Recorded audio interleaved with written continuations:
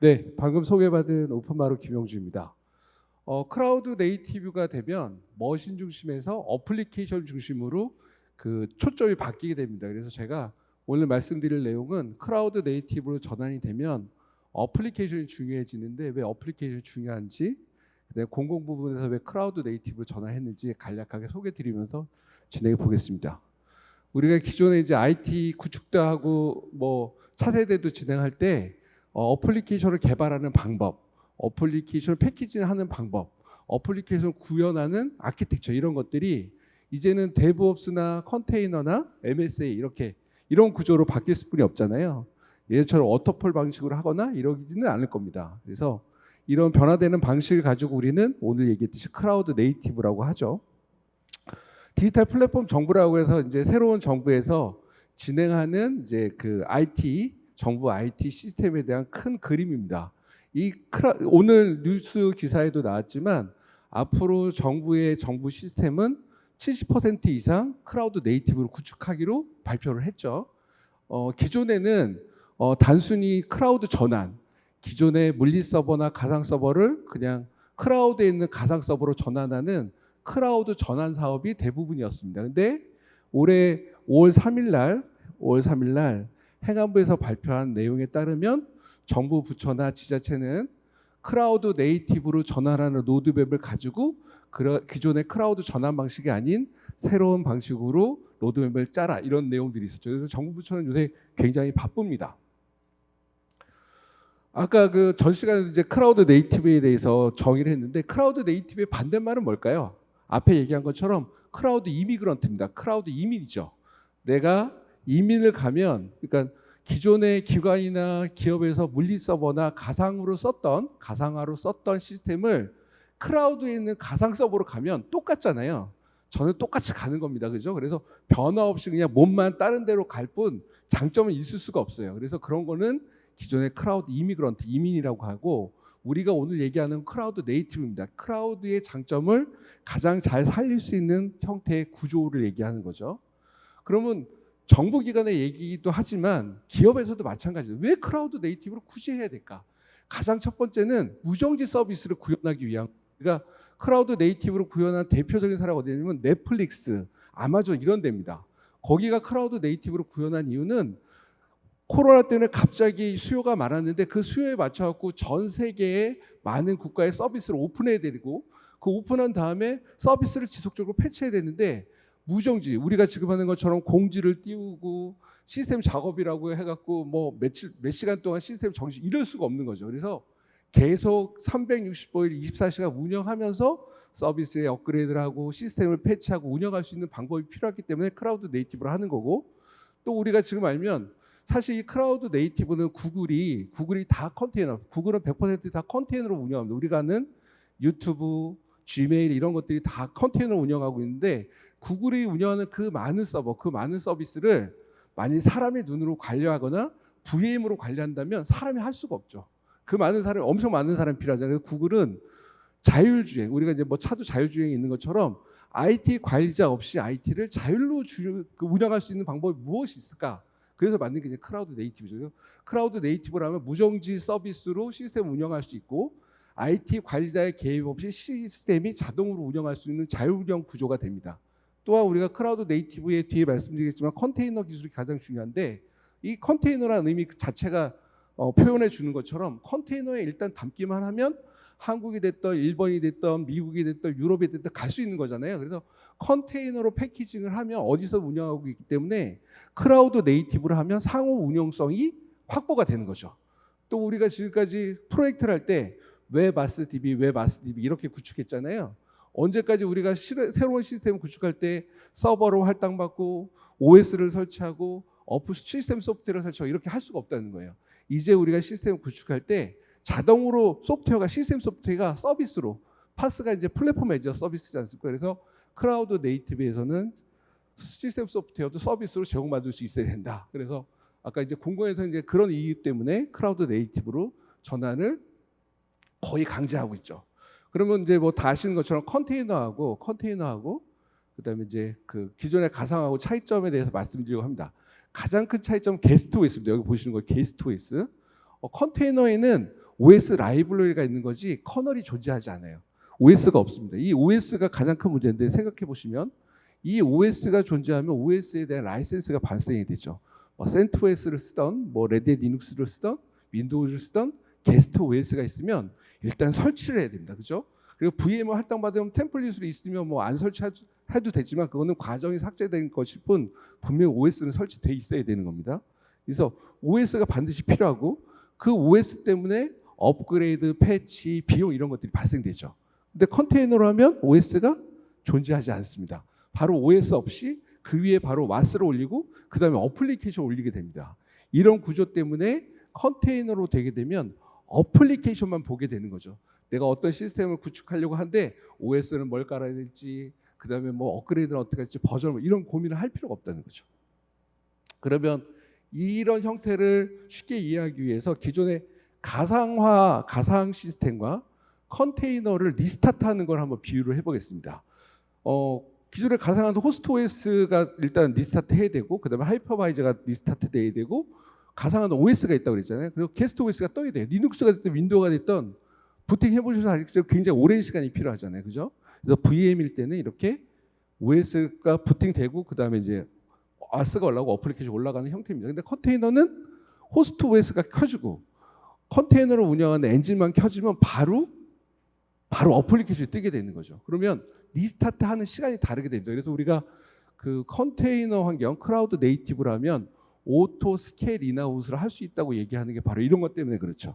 가상화로 하면 OS에 대한 부팅 시간 때문에 시스템이 부하가 들어올 때 바로 늘구줄구 하기가 구조적으로 불가능합니다.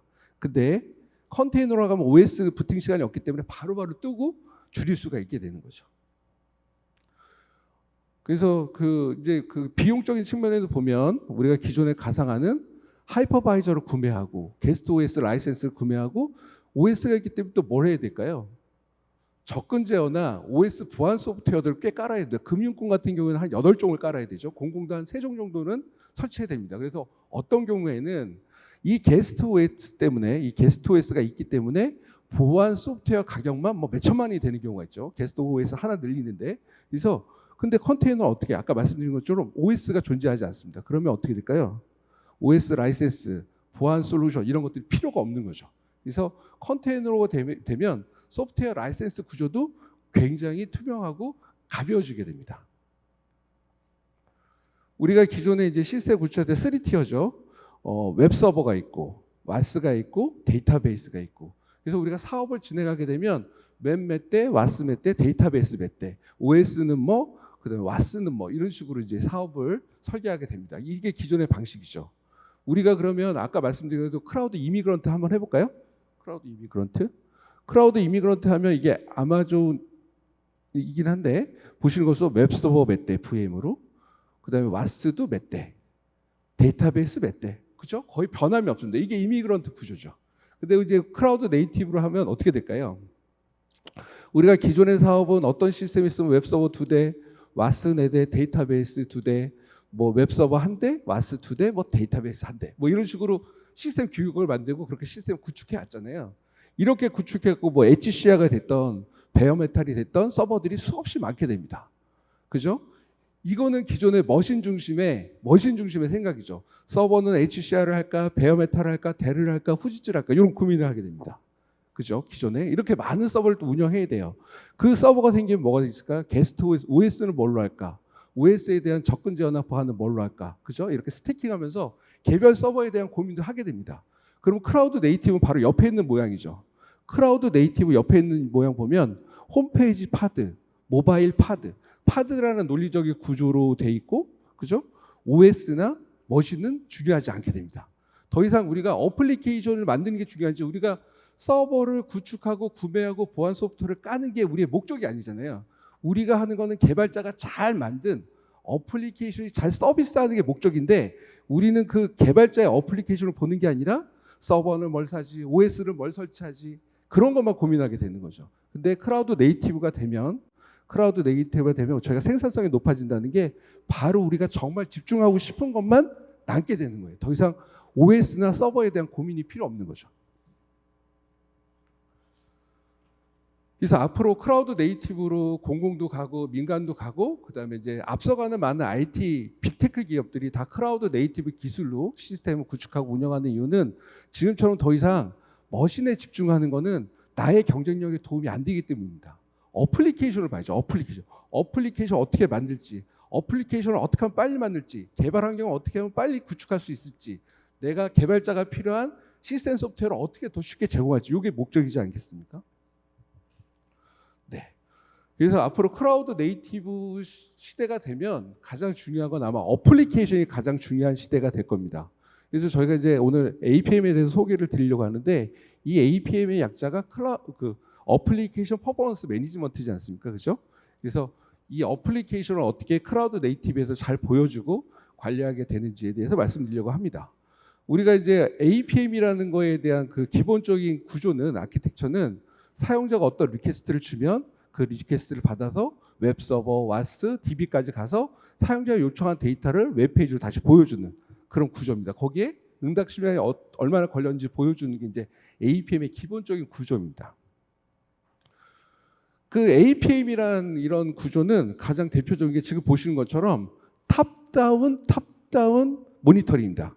그러니까 누가 지나가다가 대표이사님이 보든지 아니면 우리 왜 팀장님이 보시든지 문제가 있으면 이렇게 보시는 것처럼 누가 봐도 문제가 있다고 금방 알 수 있습니다. 그래서 우리가 생각하는 APM의 가장 중요한 거는 탑다운으로 저희 제품도 뭐 판매가 되면 거의 이제 그 각 기업의 TV에 이제 걸리게 되죠. 누구나 멀리서 봐도 문제가 있는지 없는지 알 수 있게끔, 그렇죠? 이건 정상적인 상황입니다. 정상적인 상황은 이렇게 녹색으로 잘 보여줘요. 이렇게 되면 이제 누구나 시스템이 잘 운영되고 있구나.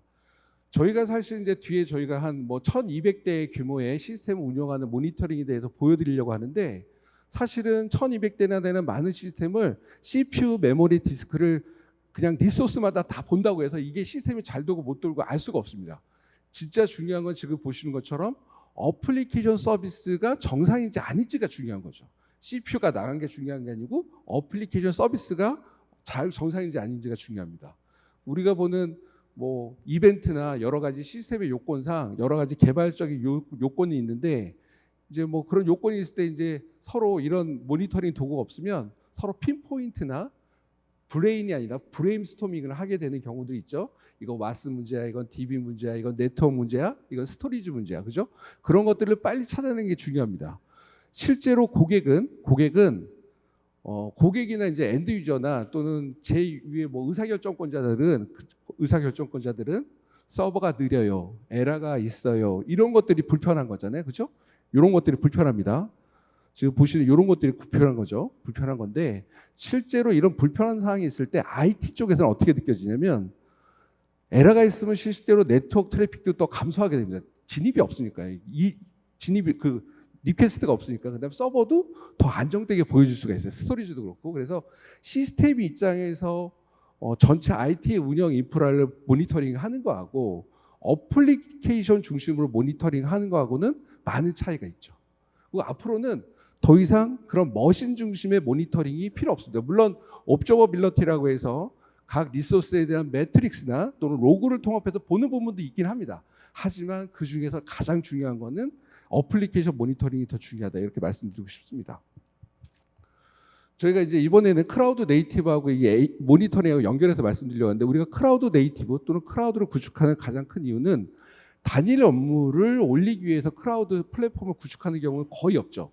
지금 보시는 것처럼 홈페이지, 그룹웨어 또는 ERP 이런 업무들을 동시에 크라우드 플랫폼에 담고, 그 크라우드 플랫폼에 담으면 어쩔 때는 홈페이지가 피크를 치고 어쩔 때는 ERP가 피크를 치고 어떨 때 그룹웨어가 피크를 칠 수 있잖아요, 그죠? 그러니까 다중 어플리케이션을 운영하는 모습이 클라우드의 운영 모습일 겁니다. 그러면 우리가 기존에 가상화할 때는 이런 피크치를 예측을 해갖고 가상화 자원을 활당하게 되죠. 최대 맥시마이즈 해갖고, 그죠? 근데 크라우드 네이티브는 아까 말씀드린 대로 자동으로 늘구주구를 합니다. 관리자의 개입 없이. 그래서 그 관리자의 개입 없이 자동으로 늘구주구하는 사례, 이게 차세대 나라 통계라고 해서 작년에 구축한 통계청 시스템입니다. 크라우드 네이티브 시스템은 구축이 되어 있고요. 이게 어떻게 그 크라우드 네이티브를 잘 표현해 주는지 모니터링 한번 설명드리도록 하겠습니다. 이거는 기존의 가상화 환경의 모니터링입니다. 기존에 이제 통계청은 뭐 인구 센서스 시스템이라고 해갖고 정부 기관 각 부처가 요구하는 센서스 설문조사를 대행하는 서비스를 하는 거잖아요. 어쩔 때는 뭐 국가보훈처에서 요청이 있을 수 있고, 어쩔 때는 뭐 행안부에서 있을 수 있고, 그래서 그런 센서스 업무를 하는 건데, 이거는 기존의 가상 환경입니다. 사용자가 많이 들어와도 늘고줄고 할 수가 없죠. 만약 늘리려고 하면 VM도 새로 할당하고, 또 작업 공지로 띄어갖고 웹서버랑 연결하는 것도 해야 되고, IP도 할당하고, 이런 번거로운 작업이 있어서 어렵죠. 이게 만일 그 클라우드 네이티브에 오토 스케일링 가능한 컨테이너 기반으로 구축됐으면 어떻게 될까요? 지금 이게 전국 사업체 조사 시스템, 피크를 치면 5개에서 10개까지 자동으로 느는 게 보이잖아요. 그죠?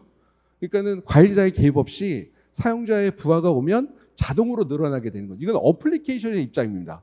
여기에서 서버를 뭘 쓰는지, 서버가 델인지 후지츠인지 HP인지 알 필요가 없죠. 어플리케이션 부하가 는 거예요, 사용자가. 그죠? 그러면 전국 사업체 조사가 아니라 인구 총조사, 아니 사교육비 조사 시스템에 부하가 들어오면 어떻게 될까요? 지금 보시는 것처럼 사교육비 조사 시스템의 파드가 5개에서 10개로 자동으로 늘게 됩니다. 그죠? 이것도 관리자의 개입 없이 자동으로 부하가 늘면 자동 확장되게 되는 구조로 되어 있죠.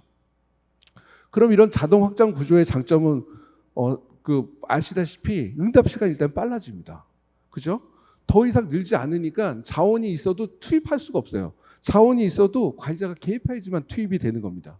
근데 클라우드 네이티브 플랫폼으로 되면 지금 보시는 것처럼 자원이 자동으로 활동되고 응답 시간도 거의 기존의 절반 이하로 떨어지게 되죠. TPS도 올라가고. 그럼 데모로 그 클라우드 네이티브로 구축하는 가장 큰 이유 중에 하나는 하이브리드 클라우드입니다. 내가 프라이빗으로 클라우드를 구축했던, 퍼블릭으로 구축했던 내가 운영하는 시스템을 탄력적으로 운영하는 거. 아까 클라우드 네이티브 선언문에서 보셨죠? 그 내용에 대한 데모를 보여드리도록 하겠습니다. 클라우드 네이티브로 구축하고 그 핵심 기술인 컨테이너로 또 만들어서 어플리케이션 배포하는 가장 큰 이유는 보시는 것처럼 컨테이너로 일단 만들어지면 전 세계 어디든 갈 수 있잖아요. 내가 만든 우리 회사의 어플리케이션을 컨테이너로 담으면 AWS든 네이버든 컨테이너 엔진만 있으면 다 운영이 가능하다는 겁니다. 그죠? 그걸 전제로 이제 말씀드리겠습니다. 지금 현재 GLSB라고 해서 글로벌 서버 로드 밸런싱이라는 기술을 써갖고 프라이빗 클라우드의 파스 플랫폼을 구축하고 퍼블릭에 있는 파스 플랫폼을 구축해서 같은 업무, 홈페이지 업무를 2개 똑같이 푸시를 해갖고 기세에 밀어넣은 거예요.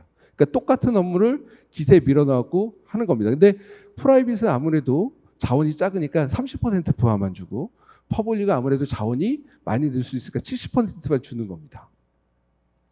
그래서 똑같은 업무를 푸시해갖고 홈페이지를 하는 거고요. 프라이빗, 퍼블릭. 그러면 평소에는 이렇게 프라이빗도 2개, 여기 프라이빗 클라우드죠. 2개. 퍼블릭 클라우드는 좀 자원이 많으니까 3개 이렇게 쓰고 있습니다. 근데 내가 홈페이지에 뭐 바우처 서비스랄지 무슨 이벤트를 한 거예요. 그래서 사용자가 막 몰리는 상황이 됐습니다.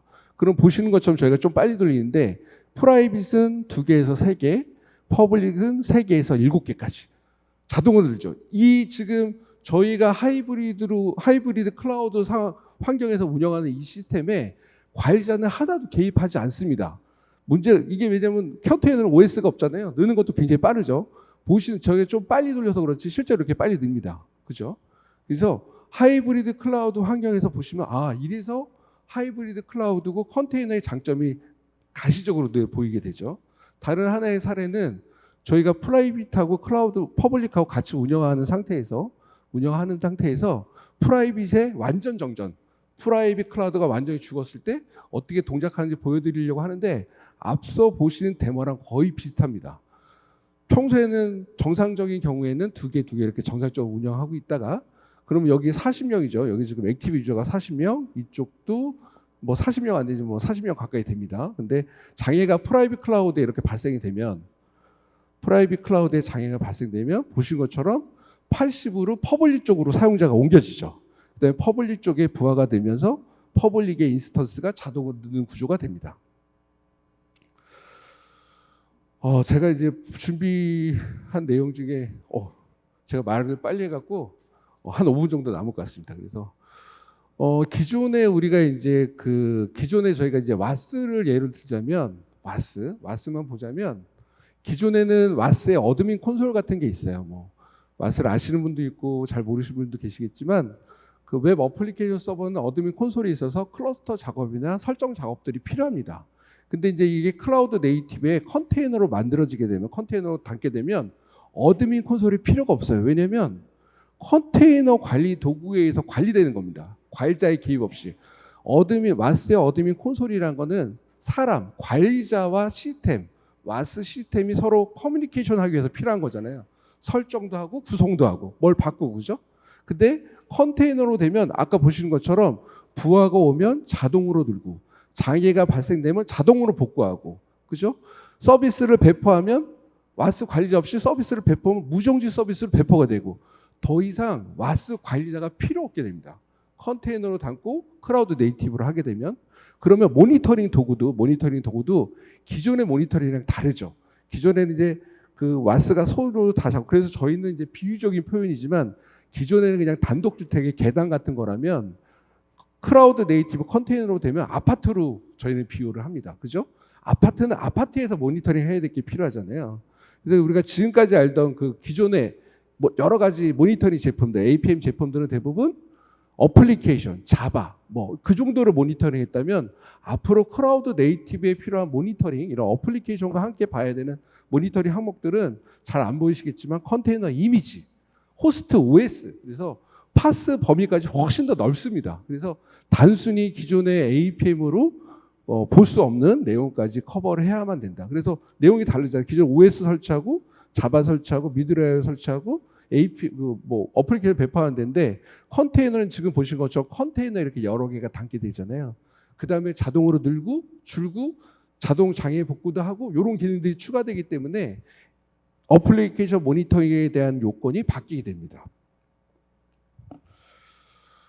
그래서 저희 뭐 APM 제품이 이제 오픈마루 APM이라는 제품인데, 그러면 오픈마루 APM 제품은 그럼 뭐 클라우드 네이티브에만 돌아가느냐? 그게 아니라 기존에 뭐 제이보스, 웹스피어, 웹로직, 유닉스, 리눅스, 윈도우즈 다 모니터링이 가능합니다. 그러니까 기존에도 다 모니터링이 가능하고 추가적으로 클라우드 네이티브에는 훨씬 더 다 잘 모니터링이 된다, 이런 걸 말씀드리고 싶습니다. 그래서 레퍼런스는 뭐 우리나라에서 클라우드 네이티브로 구축한 여러 가지 사례들이 있습니다. 뭐 온나라라고 해서 행안부 시스템 X86 한 80대 정도의 규모의 클라우드 네이티브 시스템을 구축한 그룹웨어입니다. 범정부. 거기에도 저희 APM, 그다음에 카이라고 해서 항공우주 산업에도 저희 거, 나라통계에도 저희 거, 그다음에 롯데카드에도 저희 레퍼런스가 있습니다.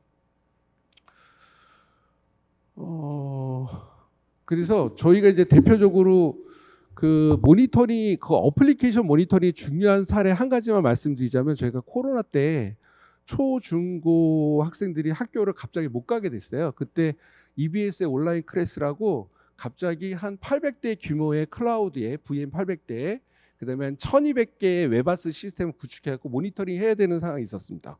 그때 오전 9시가 되면 전국의 초중고 학생들이 다 접속을 해서 한 120만 명 정도 동시 접속이 되는 모니터링 화면을 보여드리겠습니다. 저희가 만약 그 전국 규모의 클라우드 환경에서 그 800대 정도의 VM을 어떻게 하면 모니터링하는 게 좋을까요? 어떻게 모니터링하면 잘 보일까요? 그죠? 그거 굉장히 어려운 문제죠. 그래서 지금 보시는 것처럼 이건 이제 저희 제품인데, 그래서 이게 한 8시 55분 정도에 이제 시작이 된 겁니다. 여기 보시면 이렇게 쭉 들어오잖아요. 이게 보면 어플리케이션의 큐입니다. 어플리케이션에 큐가 쌓이는 게 보여지는 거예요. 이거는 이제 너무 많아갖고 그 화면이 엄청 큰데 그 중에 이제 일부만 잘라갖고 보시기 좋게 하는 거죠. 보면 점점 큐가 쌓이고 펜딩이 쌓이면서 빨갛게 바뀌는 게 보입니다. 이게 전국에 이제 학생들이 들어왔다고 보시면 될 것 같아요. 그래서 그 클라우드 네이티브로 되면 우리가 이제 몇 대만 구성해서 운영했던 것들이 집적도가 몇 배 이상 올라가서 인스턴스 수가 엄청 많아집니다. 이런 환경에서 어플리케이션 모니터링 하는 거는 예전보다 훨씬 더 중요합니다. 그래서 만약 이제 클라우드 네이티브를 구축하는 걸 고민하시면 반드시 이 어플리케이션을 어떻게 모니터링 하실 건가도 꼭 고민하시고 필요하시면 편히 연락 주십시오. 제가 준비한 발표 내용을 이것으로 마치도록 하겠습니다. 경청해 주셔서 너무 감사합니다.